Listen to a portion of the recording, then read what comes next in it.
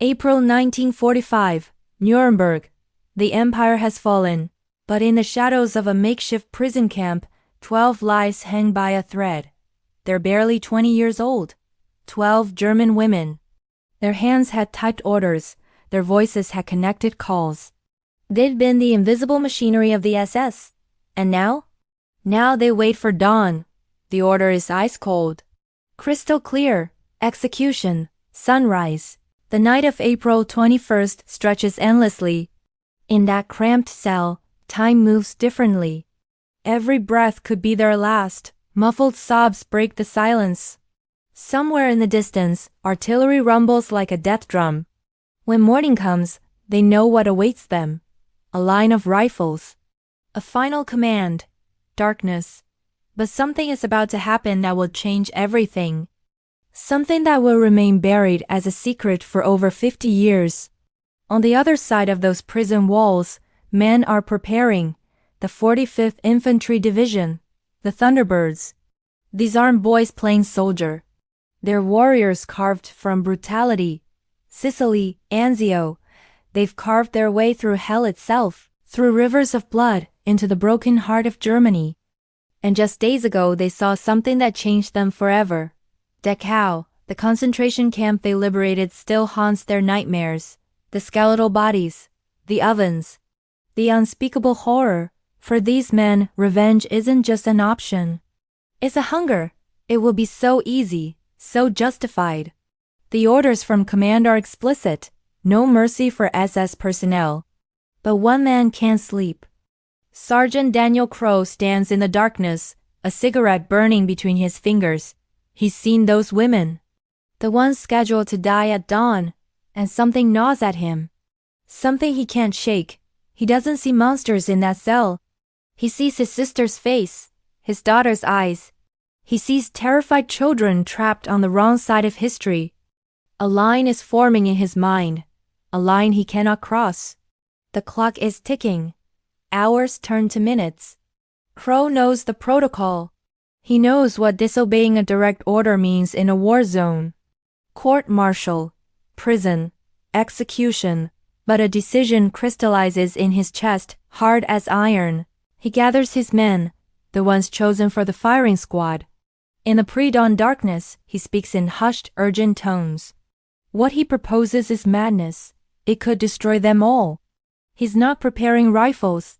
He's preparing breakfast. Dawn breaks. Blood-red light spills across the horizon. The prison door opens. The women flinch, bracing for the end. But there are no rifles, no barked commands. Instead, Sergeant Crowe and his men walk in carrying trays. Steam rises in the cold morning air. Coffee, warm bread, eggs. The women stare in absolute disbelief. They spend the entire night preparing their souls for death. Now they're being offered life, a meal? It's impossible. It defies every brutal rule of this war. For a suspended moment, enemies disappear. There are only human beings, sharing food as the world burns outside. But Crowe knows this is just the beginning. This breakfast is a borrowed moment, a fragile illusion. Senior officers will be expecting results, bodies, a completed mission. The clock is still ticking, and they're running out of time. What follows is a desperate race against bureaucracy and military law. Crowe and his men work with surgical precision, hands moving fast, minds calculating every risk. They falsify documents. They forge signatures. They claim the women are civilian workers, low-level clerks, nothing more. Every paper stamped is a gamble. Every signature could unravel everything. They shuffle the women into transports with other displaced persons. They use the chaos of the crumbling front lines as cover. It's a conspiracy of compassion, hidden in plain sight. One wrong move and it all falls apart. Among the prisoners is a young woman with a violin. Throughout the dark nights of their captivity, she'd played haunting melodies, songs of sorrow, songs of goodbye. But this morning, as they're led away not to death, but to an uncertain freedom, she plays something different. Hope. A wordless thank you that trembles through the air. And then, like ghosts, the 12 women vanish into the fog of post-war Europe. They disappear into the chaos, carrying a secret they'll never speak aloud. The mysterious violinist is never seen or heard from again. For decades, silence. The soldiers of the 45th Division who took part in the Breakfast Rebellion make a pact. What they did was insubordination, dangerous even years later. So they bury it deep. Daniel Crowe returns home, a quiet hero who never speaks of that morning.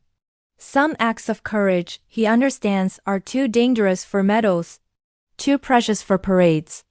The official records show nothing, just routine prisoner processing. The truth is hidden beneath layers of paperwork, sealed in the memories of aging men. It's not until the late 1990s that whispers begin to surface. Historians dig through personal diaries. They interview veterans, now old and running out of time. One by one, the soldiers break their silence. They speak of Crowe, of the impossible choice, of the morning that haunted and healed them in equal measure. They'd witnessed the depths of human evil at Dachau, and just days later, they chose to reclaim their humanity, not with violence, but with an act of radical grace. The Nuremberg Breakfast isn't just a forgotten footnote in history. It's a pulse-pounding reminder that history lives in the choices of ordinary people facing extraordinary moments. These soldiers, surrounded by death, chose life. They didn't just save 12 women. They saved themselves. What is justice? What is mercy? When do we obey orders? And when do we obey conscience? The men of the 45th Infantry Division answered those questions on a spring morning in 1945. In a moment of defiance that no one would know about for 50 years. A small light against overwhelming darkness. A breakfast that saved 12 lives from the edge of oblivion. And a secret that burned quietly in the hearts of heroes.